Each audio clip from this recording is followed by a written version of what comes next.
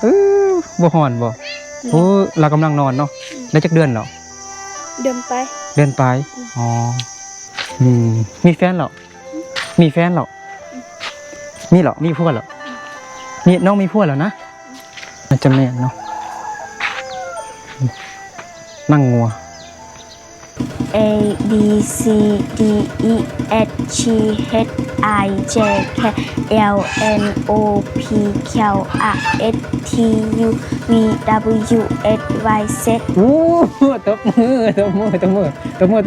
เก่งแล้วขนมนะโอเคโอ้นะฮะแห้งโอ้เปิดประตูไอ้เด้อเข้ามาได้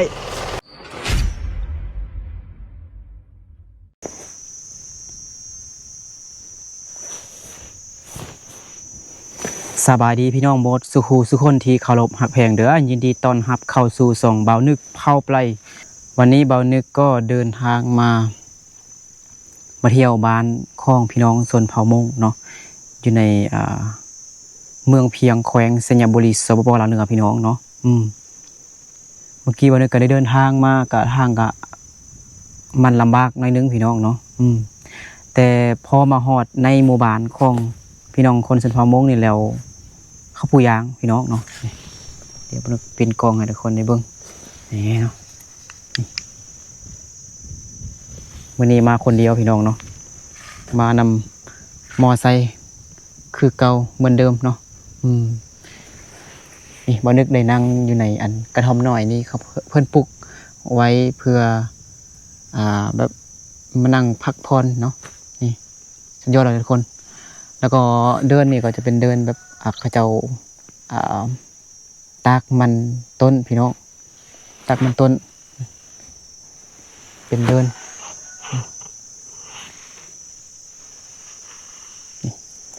บ่นึกยังบ่ทันฮอดหมู่บ้านเถอะเนาะในหมู่บ้านยังบ่ได้เข้าไปเลิกเถอะแต่ก็ฮอดแล้วเนาะฮอดแล้วนี่ก็แม่นเฮือนของพี่น้องคนชนเผ่ามงหมดเลยเนาะแต่ว่าเป็นเฮือนก่อเดี๋ยวจักหน่อยบ่นึกจะพาทุกคนเข้าไปในพุ่นเนาะเข้าไปในเลิกพุ่นมาเบิ่งวิถีชีวิตของพี่น้องคนชนเผ่ามงเนาะโอเคเดี๋ยวเฮาเดินทางกันพี่น้องเนาะมื้อนี้ก็อากาศร้อนแฮงเนาะโอเคไปตอนนี้คือเบานึกมาฮอดในหมู่บ้านนะทุกคนเนาะบรรยากาศเนาะแบบอยู่ในหมู่บ้านนะ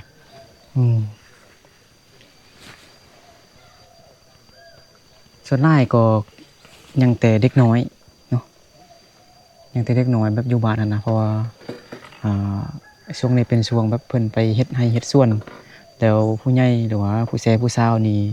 บ่ได้อยู่บ้านเลยเนาะมีส่วนน้อยนะอยู่บ้านเพราะว่าเพิ่นไปให้ไปส่วนเบิดแล้วมาเบิ่งว่ามื้อนี้เบานึกสิมานผู้สาวอยู่บ่เดี๋ยวเราไปพร้อมๆกันเนาะ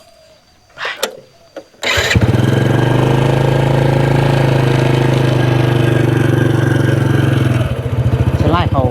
ปลูกสาลีข้าวโพดก็มันต้นพี่เทิงนี่ก็มีเงินเนาะนี่ก็แม่นเงินแต่ว่าเพิ่นน่าจะบ่อยู่เนาะแม่นบ่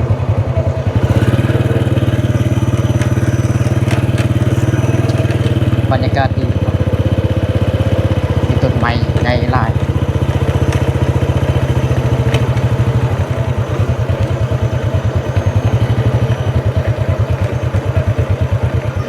ฝนสิตก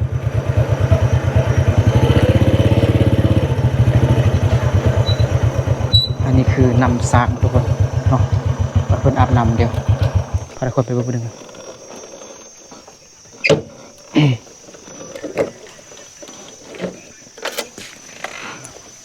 ไปจีเหรอฮะไปให้นี่ทุกคนเดี๋ยวผมจะพาทุกคนมาเบิ่งบอนเพิ่นเอาน้ำไปดื่มไปซาเนาะน้ำโคตรเซอร์เลยพี่น้องเนาะเป็นน้ำสางเนาะเพิ่นก็จะอาบน้ำอยู่นี้เนาะซักผ้าหน้าเพอยู่นี้พี่น้องเนาะบรรยากาศคือดีแฮงเนาะ อยู่ทางนั้นแม่นแต่แบบต้นไม้ใหญ่แบบยังอุดมสมบูรณ์อยู่แล้วก็มีอันส่วนมักนัดอยู่นี่เด้เนาะ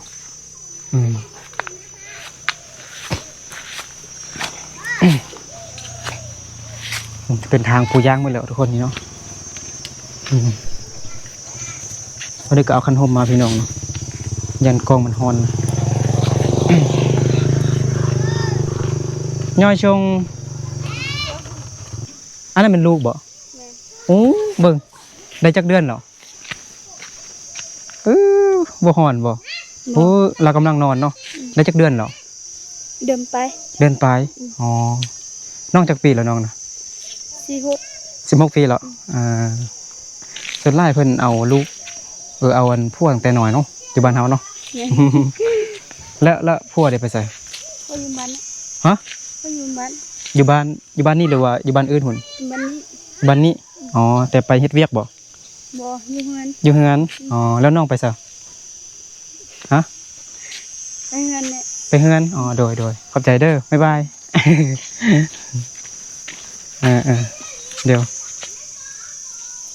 มาเลือกจะเอาคันโฮมก่อนมันฮอนพี่น้องเนาะอายุ16 ปีแต่ว่าลูกน้อยเนาะนะฮักนักเจียลูกไปเฮือน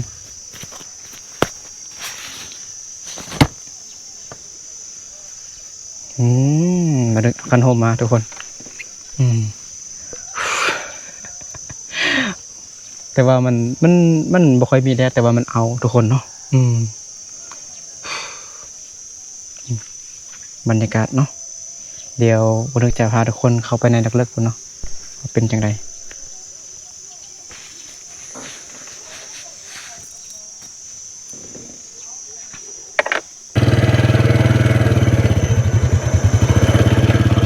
รรยากาศ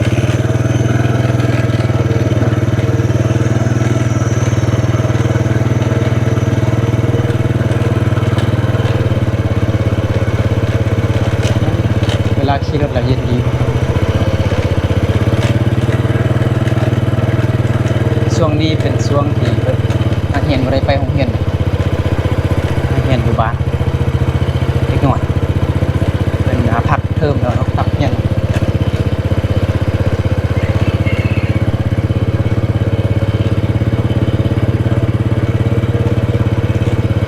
บรรยากาศดีแฮะว้าวเด็กที่ดื้อ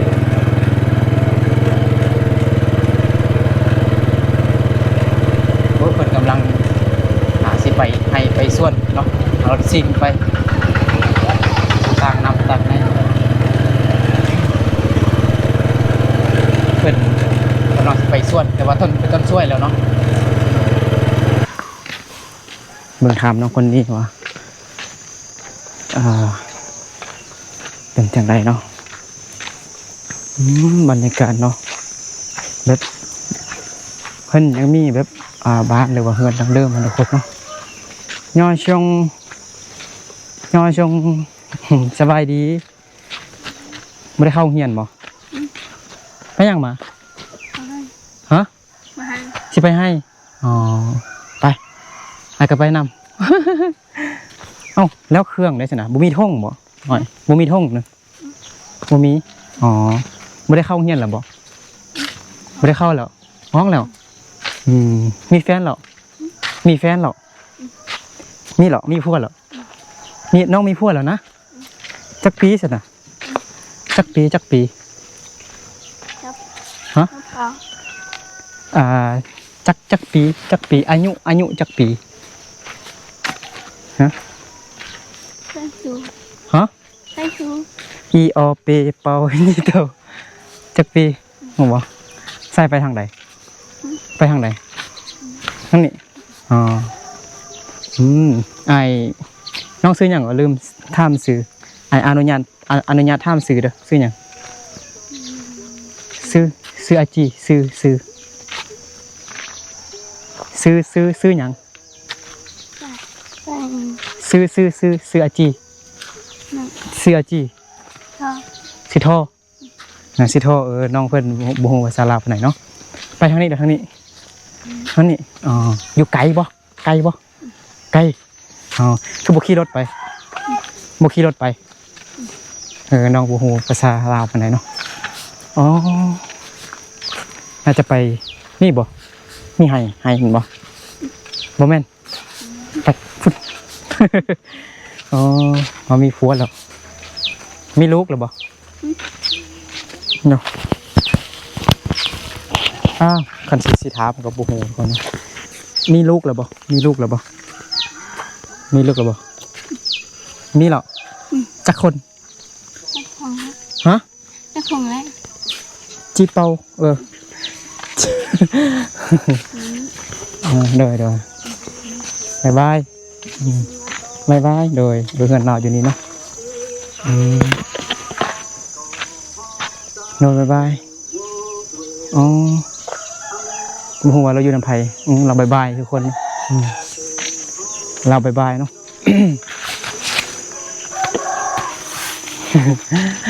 โอ้ยดีต้นแหง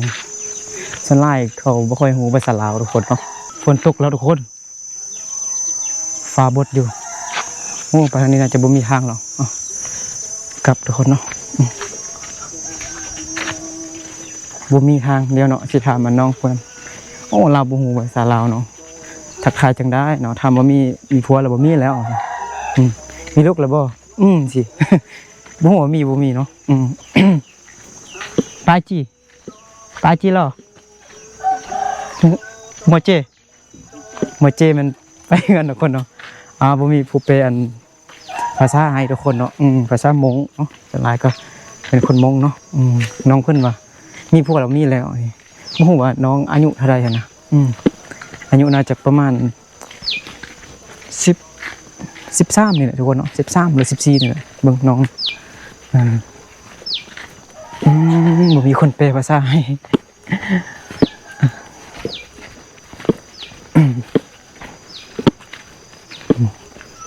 ฝนสิตกแล้วเห็นบ่ฟ้ามืดอยู่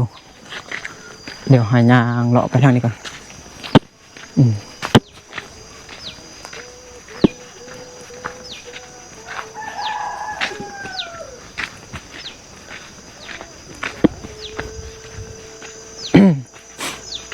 บ่นึกเห็นอีหยังนี่คือนั่งงัวที่ทุกคนทุกคนเห็นบอกเขาตักนั่งงัวบ่รู้จังไงน่าจะแม่นเนาะนั่งงัวตักแหงโอ้มิดจิลีแหงเพิ่นไปให้ไปส่วนบนเรา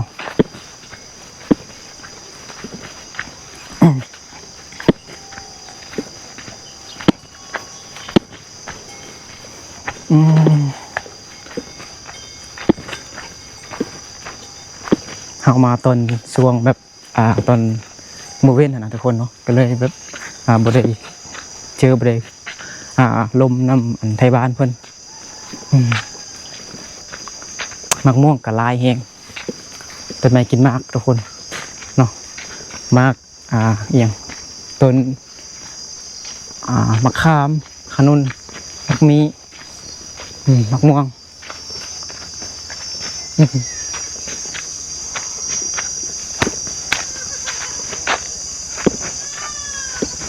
โอ้มาทางนี้ก็เบิดแล้วทุกคนเนาะ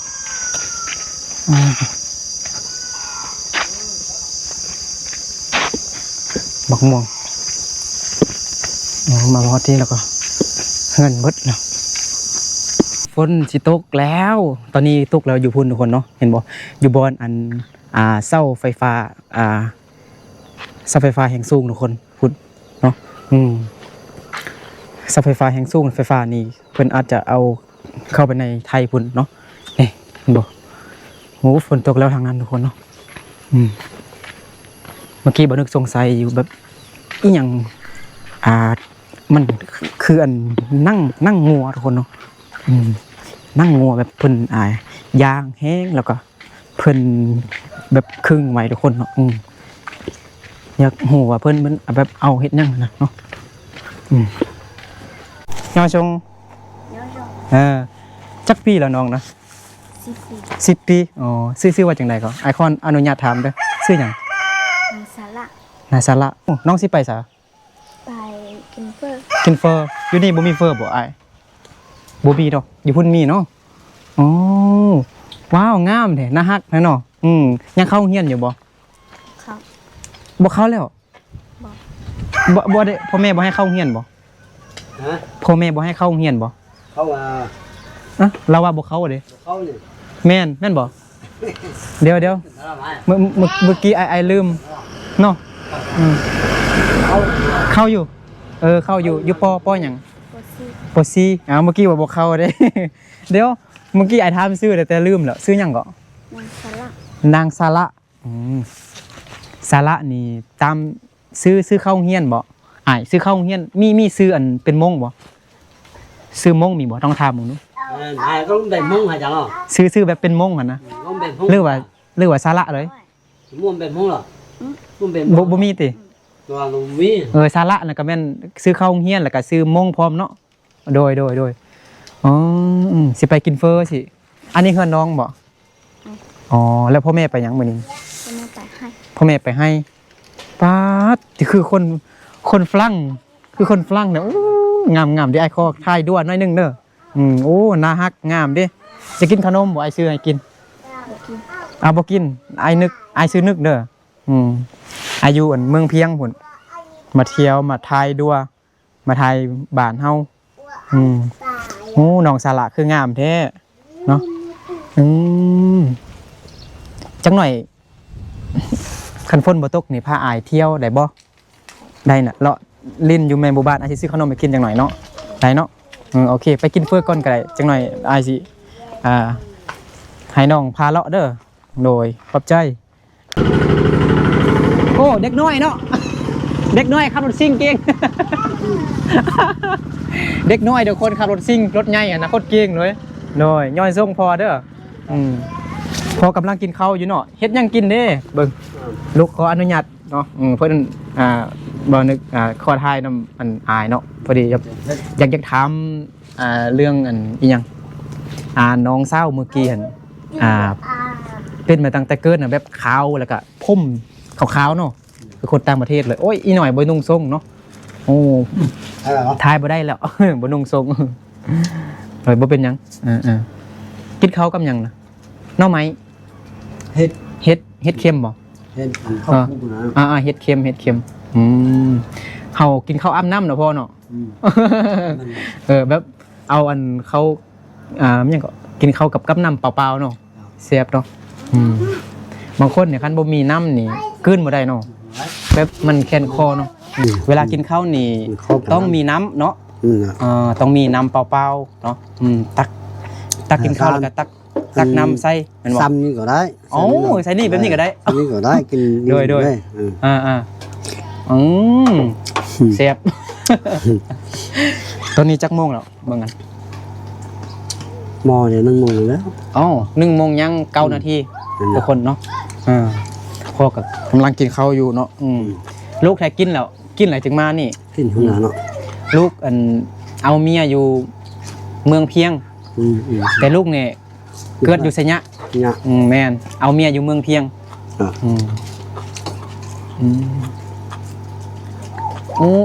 อันนั้นก็ถือพาแล้วเนาะเด็กน้อยอยู่เนาะอยู่บ้านเฮานี่ส่วนหลายเพิ่นเอาพวกเอาเมียนี่จักปีพอ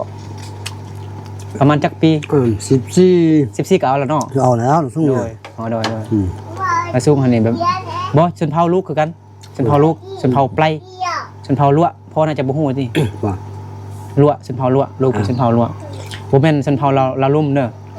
เนาะแม่นชนเผ่าไพรหรือว่าชนเผ่าลั่วบางคนก็เอิ้นชนเผ่าไพรบางคนก็เอิ้นอันชนเผ่าลั่วแต่มันความหมายมันคือกันชนเผ่าเดียวกันอันนี้ล้านบ่แม่นบ่ล้านหรือลูกนี่ล้านแล้วมื้อนี้สิถามอันอีพอเรื่องอันเมื่อกี้บ่นึกขึ้นไปอันเทิงพุ่นคนเราเห็นอันนั่งเหมือนหยังใหญ่ๆหั่นพอนั่งงัวนี่นะนั่งงัวแล้วเข้าตาก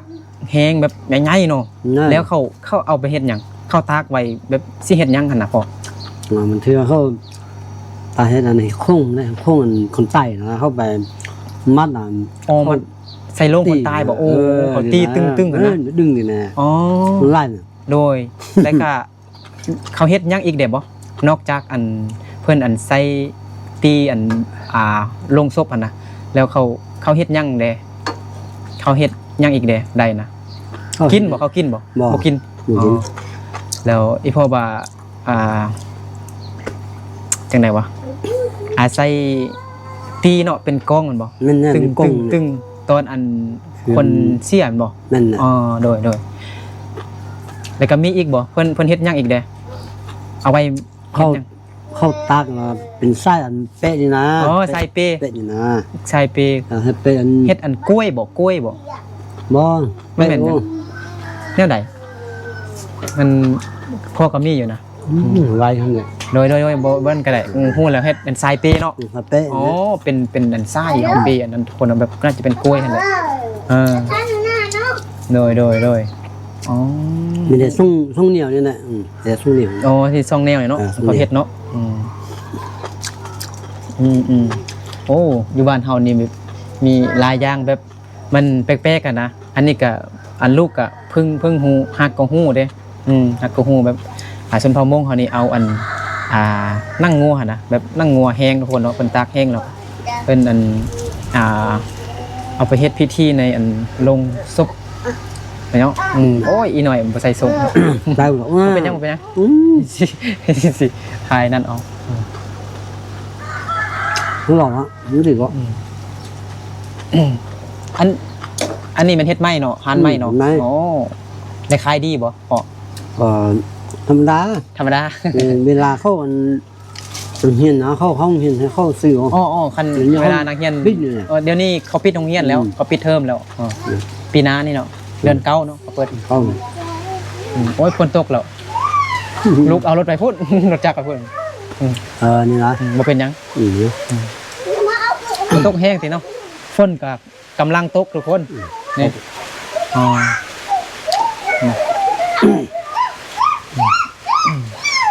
โอเคแล้วพ่ออันเฮ็ดให้เฮ็ดส่วนบ่ ไล่ให้ เฮ็ดอยู่ คน เฮ็ดส่วนยังเด้ แทน ส่วนมันต้นเฮ็ดบ่เฮ็ดอยู่ คนนิดนึง โดย มันมัดด้วยนิดนึง บักเดือยหน่อยนึง อัลลี่ก่อนนิดนึง ฮะ อัลลี่ สลีหน่อยนึง พูดอยู่นะ โหละข้าวโพดแล้วก็เข้าเด้เขาก็ปลูก เห็นนิดนึง เขากินนี่ นั่นแหละ มีแต่พวกข้าวเจ้าบ่ เจ้า ข้าวเจ้าโดยโอ้ยฝนตกกันทุกคนเนาะยันบ่ได้ยินเสียงขอบใจพอเด้ออนุญาตเด้อพอเด้อจากนั้นมาซื้อขนมซวยอุดหนุนเด้อไปลิ้นน้ำน้องคนนั้นบ่ดึงกันโดยเรามาแล้วเนาะนี่น้องอันน้องสาระเนาะนั่งอยู่พุ่นก็ได้หน่อยนั่งอยู่ตั้งหันคือคนฝรั่งเบิ่งไอ้เบิ่งผมแล้วผมยาวเนาะมันบอกผมก็ยาวทุกคนเนาะอายุ10 ปีเข้าโรงเรียนอยู่ป .4 แม่นบ่เคยได้ที่1บ่เคยอยู่เดี๋ยวให้เอาไม้นี้ก่อนเนาะวันนี้เชียงน้องโอ้ไอ้คนงัดดีใหม่ก่อนเนาะได้ยินเสียงเฮ็ดได้บ่นีบได้บ่ได้ลองนีบผมดูบ่ มาเฮ็ดให้กันได้นี่อันนี้ใส่เสื้อแล้วมาเฮ้ยน้องเฮ็ดซะนี่แล้วน้องนีบใส่เสื้อได้บ่โดยแม่นแล้วบัดนี้น้องชื่อสาระสินะ แม่น อ๋ออายุแม่นจักปี 10 ปี 10 ปีเข้าโรงเรียนอยู่อยู่ป ป .4 ป .4 เคยได้ที่1อยู่บ่ เคย ว้าวเก่งแท้ เก่งเข้าโรงเรียนอยู่ไสใส่โรงเรียน ของเฮนปักทุน ประถมโรงเรียนเฮาอยู่ไส เฮน อยู่พุ่นอ๋อโรงเรียนอยู่พุ่นทุกคนเนาะนี่บันทึกกรรมฐานเมื่อกี้ก็เห็นอันโรงเรียนอยู่เนาะโรงเรียนประถมสมบูรณ์บ้านเมืองแขวงนี่น้องลองเว้าได้บ่ชื่อบ้าน บ้านน้ำซ่อง เมือง เหมือนน้ำซ่อง เสียง บ้านเมืองเพียงมันเมืองเพียง แขวงหยังฮู้บ่ แขมสยามบุรี โอ้เก่งหลายเนาะโอ้ได้ที่หนึ่งทุกเดือนเลยบ่น้องสละ บ่เปิ บ่ได้ ทุกเดือน อ๋อบางเดือนก็ได้เนาะบางเดือนก็หมู่ได้ที่หนึ่งเนาะบางเดือนก็เฮาก็ได้ที่คันบ่ได้ที่หนึ่งก็ได้ที่สองที่สามแม่นบ่ แม่น อ๋ออืมคือคนฝรั่งเลยฮู้จักฝรั่งบ่ บ่ ไอเว่าเป็นภาษาวงให้เราแบบคนฝรั่งคนอังกฤษนั่นนี่เราคล้ายๆคือคนต่างประเทศเลยเนาะอืมอันนี้มันอายเนาะมันบอกมันบอก บ่ หรือว่าแนวใดอาย เอา พอเอาเป็นอันน้องพ่อมันบอกเอาน้องพร เราต้องเอิ้นเอาให้มันบอกแม่นแม่น เป็นน้องพ่อลาวนี่ น้องสายพร แม่นเป็นน้องชายพ่อโดยป๊าดเจอคือคนฝรั่งแท้นะฮักแท้เนาะโอ้อยู่บ้านเฮามีแต่แบบ แปลกแบบน่าตื่นเต้นแฮงจังได๋ไอ้สิขนมไปกินเด้อ เด้อ สิกินขนมหยังเลือกเอาเด้อ ไอโคทายก่อนเนาะมื้อนี้ไอก็หรือว่าเฮาเลาะลิ้นได้บ่ บ่ไป บ่ไปย่านอ้าย ย้าน อายอยู่เมืองเพียงนี่ซื่ออายกับคนไสยะนี่แหละ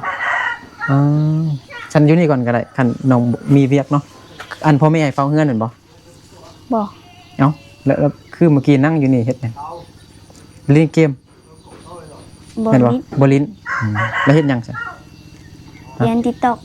ฮะ เรียน TikTok ลิ้น TikTok จังนั้นอากาเต้นนำ น้องสาระทุกคนเนาะซื้อกับแบบคล้ายๆแบบคนฝรั่งเนาะ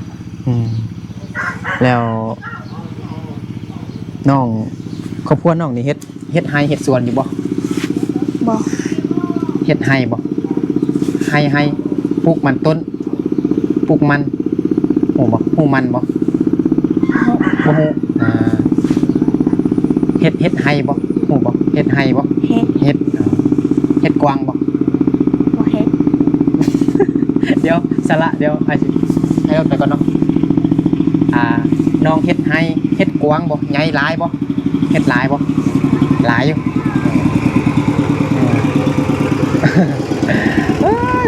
คันใหญ่มานี่น้องนี่แบบเป็นดาราได้เลยนี่น้องเรียนภาษาอังกฤษเด้อ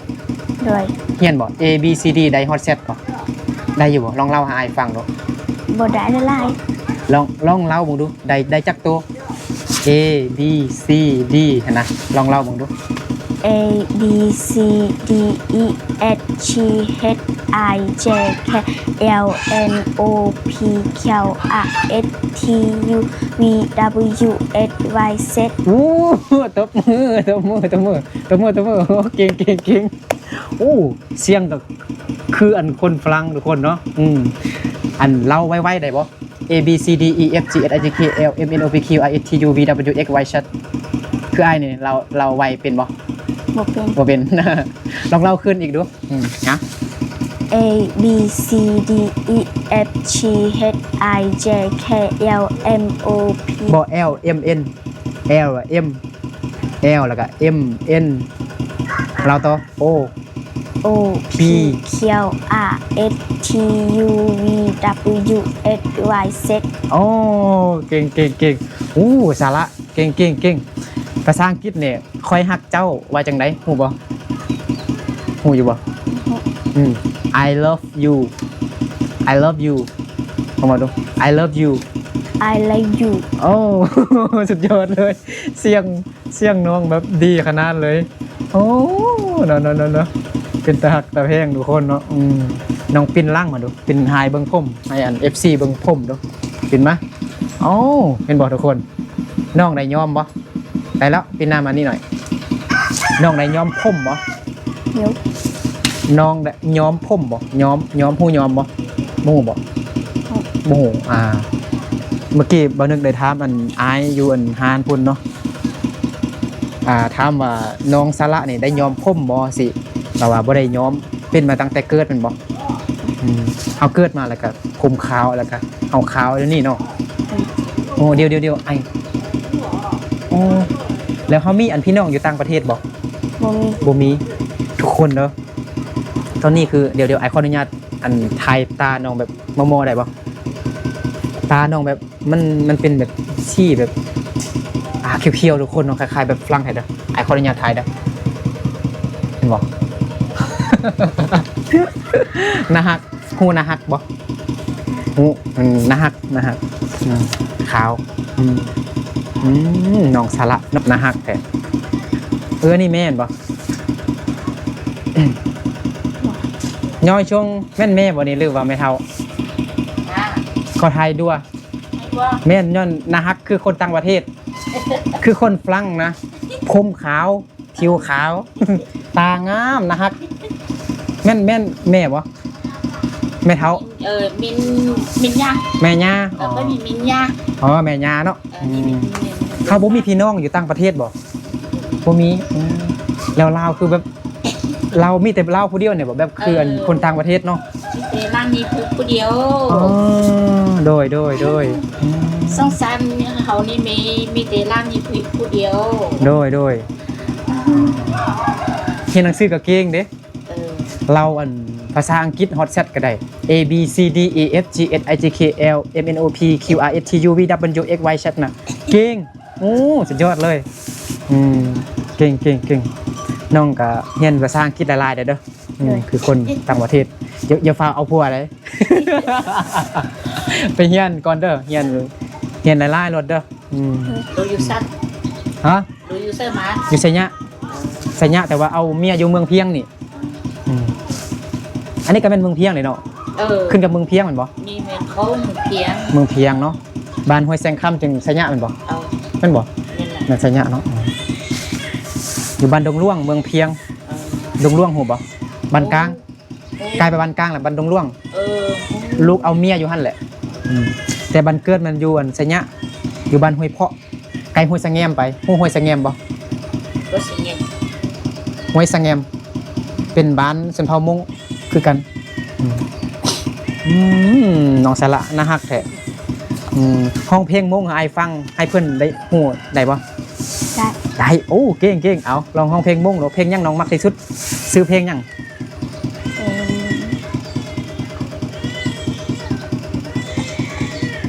เพลงยังเอาเพลงยังก็ได้ไม่ต้องห้องมืดก็ได้ห้องน้อยเดียวก็ได้เก่งลองคิดมึงดูเพลงยังอีชงอีเจ้าเถาป้าดาวเตาห้อยแห้งขอชาวตัวหมูชิกงนอเชียเป้เจ้าเดเป้ไฮมองสูตูมองรงลูเชียกะเกียโอเคได้แล้วตัวมือเก่งสลัดเนาะเป็นคนสลัดจะอยู่ปอซี่ซื้อเนาะบางคนเนี่ยบุหูภาษาลาวเนาะอยู่บ้านเฮาเนี่ยเนาะเมื่อกี้นี่เห็นอยู่น้องคนหนึ่งประมาณ14 ปีนี่แหละแต่ว่าบ่หูภาษาลาวถามว่าปลาอาจีบ่หูมวยเจว่าเป็นภาษามงแล้วบ่หูนะฮักเถอะอันนี้มันเงินน้องเนาะแล้วพ่อแม่ไปใส่ไปให้แล้วบ่ขายเครื่องบ่มื้อนี้บ่ขายน้องคือบ่เปิดห้างใช่มั้ยน้องคือบ่เบิ่งไฟอันไม้หายดูมันมีซี่บ่มันมีไฟบ่มีอยู่มีบรรยากาศอยู่ในหมู่บ้านของน้องสาระเนาะน้องสาระเป็นตาหักตาเพลงคือคนฝรั่งเว้ยทุกคนนะฮักใหญ่มานี่น้องนี่สูงเลยเบิ่งสูงแล้วก็ขาวเด้ออย่าฟ้าเอาผัวเด้อเพราะว่าอายุบ้านเฮานี่อายุประมาณ13-14 ปีนี่เอาผัวแล้วเนาะแม่เนาะน้องบ่ต้องฟ้าเอาเด้อเฮียนไปก่อนเฮียนหลายๆโลดเด้อเฮียนให้จบม.7 แล้วก็น้องอยากมีความฝันอยากเฮียนโตแบบเฮียนสายหยังบ่เฮียนแพทย์พยาบาลทานหมอตำรวจน้องอยากเฮียนหยังเห็นหมอวัวคนเฮียนหยังเป็นครูสอนเป็นอาจารย์สอนบ่น้องมักอันใดน้องได้คิดไว้บ่ได้คิดไว้บ่ฮะได้คิดไว้บ่ แล้วเราจะเป็นหยังเป็นตำรวจทหารทันหมอในครู ฮะเป็นหยังเป็นหยัง เอ้ย เป็นอาจี อืม เป็นอาจี เปล่าแล้วนะ นั่นจะเป็นหยังก็เมื่อกี้น่ะมันอะไรมันบอกไอ้ครับ ไอ้ บอกว่าน้องอยากเป็นหยังแบบจบม .7 แล้วน้องสิเฮียนโตหั่นน่ะเฮียนหยัง มันทาก็ยังแบบว่าจี เดี๋ยวไปเก่าเลยเดี๋ยวไปเก่าเลยเฮา เราว่าอยากเป็นหยังอยากเฮียนหยัง เดี๋ยวไปกันเต้าที่เกาหลี ไปยินภาษาเกาหลี โอ้ น้องสาระว่าจบม .7 แล้วอยากไปเรียนภาษาเกาหลีแล้วอยากไปเฮ็ดเวียกอยู่เกาหลีบ่อ๋อ good idea สุดยอดเลย อ๋อเขาเฮ็ดเวียกอยู่เกาหลีเขาก็ได้เงินหลายได้เดือนหนึงได้30ล้าน20ล้าน30ล้านเก่งตอนนี้ฮู้ภาษาเกาหลีหน่อยหนึงบ่ฮู้บ่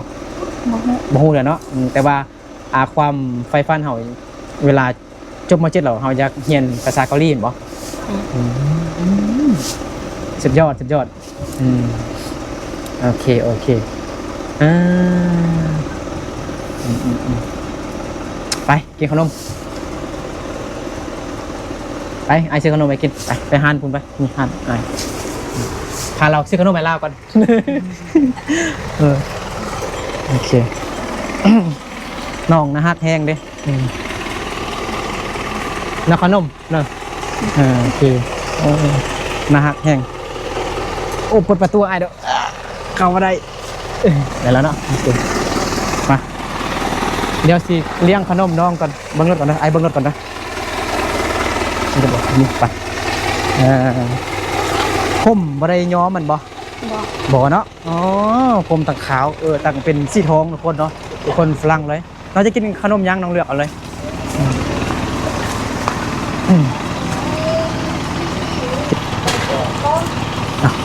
มักกินแบบนี้มักบอกอ้าวได้ทางขนมอ้ายได้ทางขนมอันซื้ออยู่นี่เนาะเขาได้ก็แม่ มีแต่อันนี้เด้อขนมอมยิ้มเลย6,000โอเคโอเคน้องสาระกลับได้แล้ว